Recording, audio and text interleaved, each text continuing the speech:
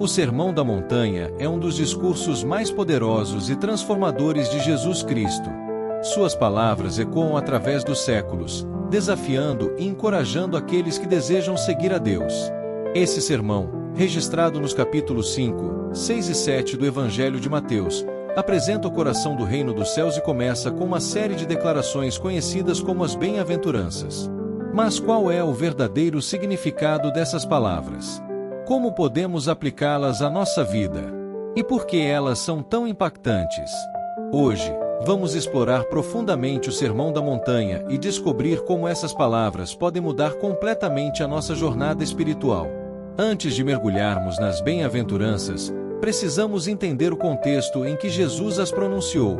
Imagine aquela multidão reunida no Monte das Bem-aventuranças, ansiosa por ouvir as palavras daquele que falava com autoridade.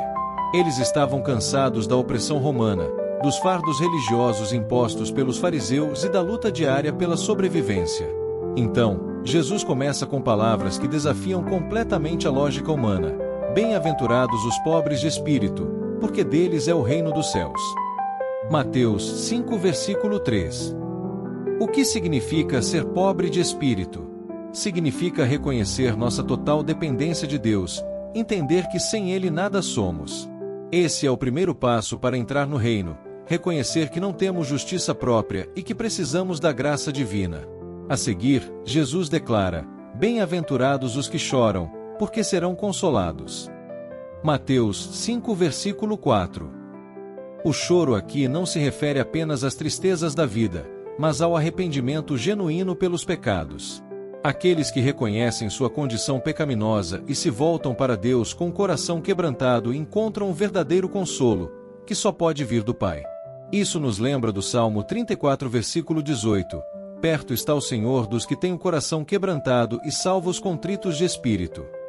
Então, Jesus continua: bem-aventurados os mansos, porque herdarão a terra.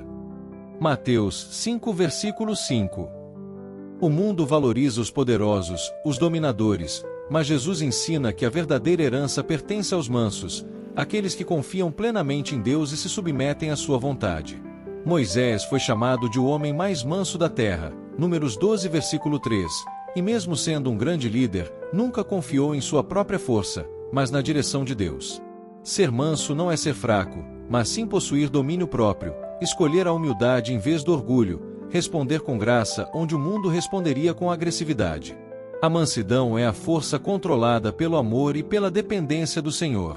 O mundo valoriza os poderosos, os dominadores, mas Jesus ensina que a verdadeira herança pertence aos mansos, aqueles que confiam plenamente em Deus e se submetem à sua vontade. Ser manso não é ser fraco, mas é ter força sob controle, é escolher responder com amor quando se poderia agir com ira. Prosseguindo, Jesus proclama: bem-aventurados os que têm fome e sede de justiça, porque serão fartos. Mateus 5, versículo 6.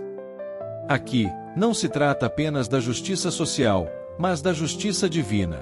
Aqueles que anseiam viver segundo a vontade de Deus, que desejam profundamente a santidade, são saciados pelo próprio Deus. Isso nos lembra das palavras do Salmo 42, versículo 1. Como o servo brama pelas correntes das águas, assim suspira minha alma por ti, ó Deus. Essa sede espiritual nos aproxima mais do Pai. Jesus então declara: bem-aventurados os misericordiosos, porque alcançarão misericórdia. Mateus 5, versículo 7. A misericórdia é um reflexo do caráter de Deus.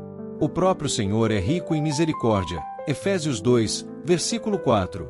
E Ele espera que seus filhos também sejam. Perdoar, ajudar, estender a mão a quem precisa é uma das marcas do verdadeiro discípulo de Cristo. Quem age com misericórdia recebe misericórdia. Ele continua: bem-aventurados os puros de coração, porque verão a Deus. Mateus 5, versículo 8. A pureza de coração vai além das aparências. Deus não se impressiona com religiosidade vazia, mas busca aqueles cujo coração é sincero e íntegro diante dele.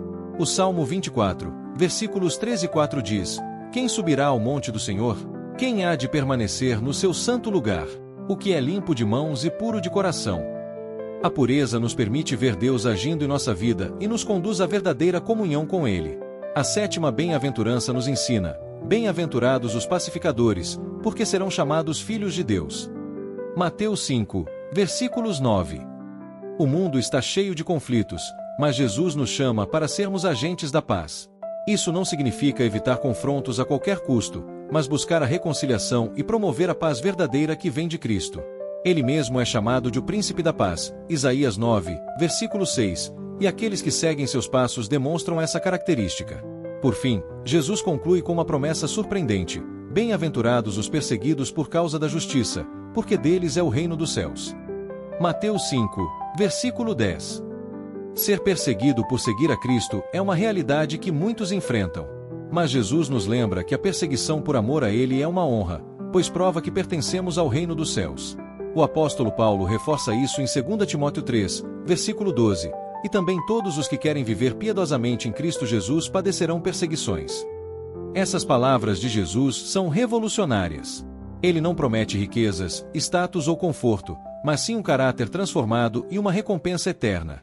As bem-aventuranças nos chamam a viver uma vida que contraria os padrões do mundo, uma vida de total dependência de Deus, de mansidão, de sede de justiça, de misericórdia, de pureza, de promoção da paz e de fidelidade mesmo em meio à perseguição. Agora que compreendemos o impacto dessas palavras, precisamos aplicá-las à nossa vida diária. Como podemos viver as bem-aventuranças? Comece buscando a Deus em oração, peça que Ele transforme seu coração. Medite diariamente na palavra, pratique a humildade, exerça misericórdia, seja um pacificador em sua família, no trabalho e na igreja.